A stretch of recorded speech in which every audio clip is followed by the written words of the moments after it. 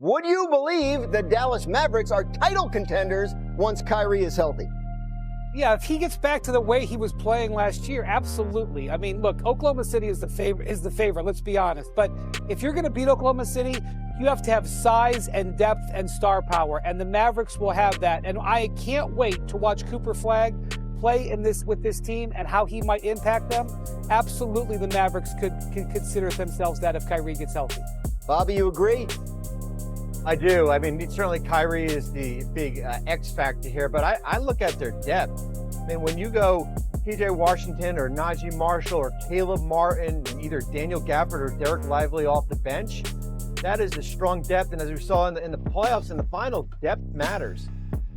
Bontemps, would you believe it if I said the Nuggets have regressed this offseason? I don't know if I'd go as far to say as they've regressed, but I also am not sure they have progressed. You know, there was a lot of talk about them getting Cam Johnson. Obviously, he has been with the Brooklyn Nets the last couple of years. He basically is the same player, though, as Michael Porter Jr., the player they traded him for. However, he makes a ton less money, so the Kroenkes saved a lot of luxury tax payments, but that doesn't really help on the court. Then the Nuggets went out and got several bench players yesterday. Got Jonas Valanciunas, Tim Hardaway Jr., Bruce Brown. Those guys are all okay. I just don't know if they're doing enough to close the gap with the Thunder. McMahon, you agree about the Nuggets? I never agree with Bontemps on hardly anything. Listen, this is the best bench of the Joker era. Now, that's faint praise. It's kind of like saying I'm the most charming member of the Hoop Collective, but it's a fact. The Nuggets needed depth. We all hammered on them. You got to get deeper. You got to get deeper. You got to get deeper. Valanciunas is by far the best backup they've had for Joker. Hopefully will no longer just bleed points when Joker's resting. Tim Hardaway Jr. just had a really good year in Detroit. He's a shooter off the bench. Bruce Brown was a huge piece of their championship puzzle. Now, Denver Bruce Brown is a different beast than Bruce Brown anywhere else. But again, a team that desperately needed depth managed to go out and do that. And Cam Johnson is at least a lateral move for Michael Porter Jr., if not an upgrade. He's more versatile on both ends of the floor. The Nuggets pushed the Thunder to 7 games and definitely got better this offseason. Wendy, what do you think about Denver's offseason? Well, they took to their new front office, Ben Tenzer and John Wallace, who've been on the job just a few days, and they said, here's what you need to do. You got to get Jokic a backup. You got to get David Adelman, the new head coach, a couple more options than you gave Michael Malone. And by the way, we don't really want to pay the luxury tax and you cut a bunch of money. All right, we'll see you in the fall. And they've done that. They have gotten some options. They have reduced their payroll, and they've gotten Jokic a backup. Now, am I waking up as the Oklahoma City Thunder today going, oh my God, we're in trouble? I am not, but they have addressed some needs while reducing payroll. That is not simple, and I think Jokic will be happy to have any new set of eyes, a new set of bodies to help him out this season. All right, one more Western Conference team to hit here. Bobby, would you believe the Rockets are now the biggest threat to Oklahoma City in the West? I would, and I believe that after they traded for Kevin Durant. And then what they've also done here is they've added Dorian Finney-Smith to try to replace Dylan Brooks, and they added a third center in Clint Capella. They already have Steven Adams and Alperen Sengun.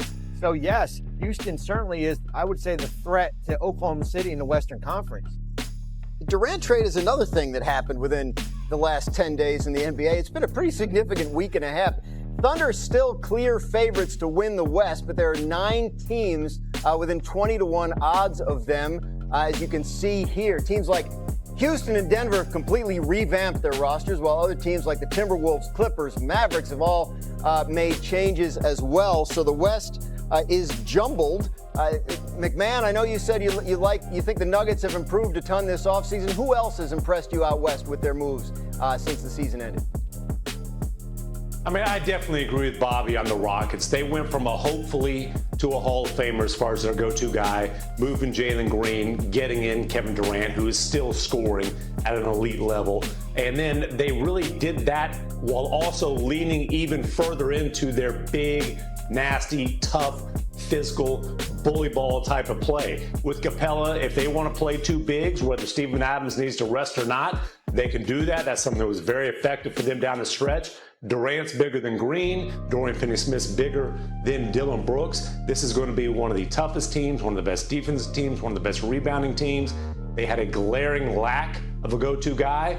Enter Kevin Durant. The Rockets absolutely, to me, are the biggest threat to the Thunder in the West. They're obviously going for it. A lot of teams are chasing Oklahoma City. So, Bontemps, if I said, looking at everything that's changed so far, next year in the West, are you taking Oklahoma City or the Field to win it? I'm taking the Thunder. I still like the Thunder to be the champions next year. They have the youngest team, second youngest team to win the title in the last 50 years. They've got Shai Gilgeous-Alexander, who they locked up to a massive contract extension yesterday. They're going to get Jalen Williams and Chet Holmgren locked up to contract extensions almost certainly in the coming weeks. They are a young, deep team that's only going to get better coming through this championship experience this year. Jalen Williams had a great run through the playoffs, and he was dealing with a wrist injury he had surgery on while scoring 40 points in NBA Finals games. So, yes, these other teams are really good.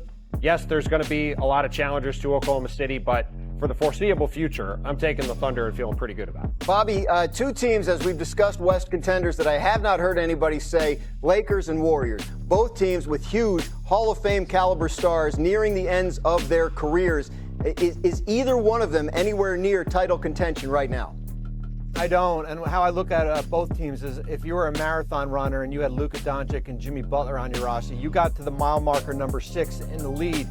And then all of a sudden, here comes Denver, and here comes Oklahoma City, and Dallas, and the Clippers, and Minnesota, and they basically lapped the field. And it's no fault of themselves. They just didn't have any big moves this offseason because they already made those big moves here. So I look at those other teams that we just mentioned here, kind of lapping where the Lakers and the Warriors are right now.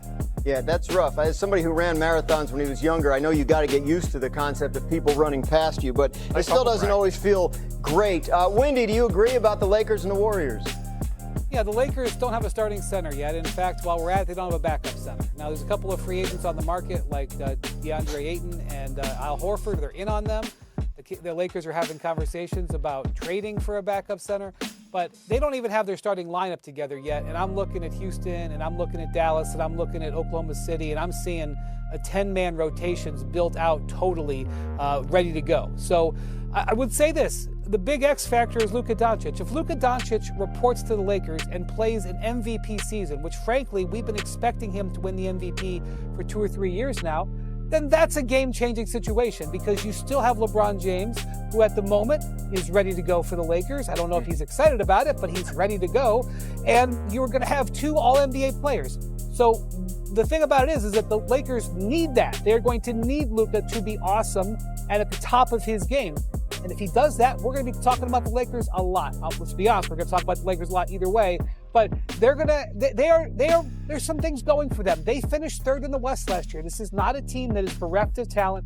They have stuff going for them, and they have options for the future. And that's one of the things that Luka is going to want to think about 1 month from today, August 2nd, when he becomes eligible to extend his contract with the Lakers.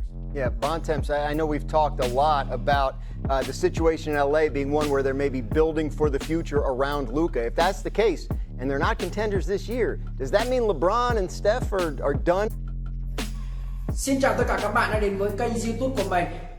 Hiện tại mình là nhà sáng tạo nội dung về mảng video.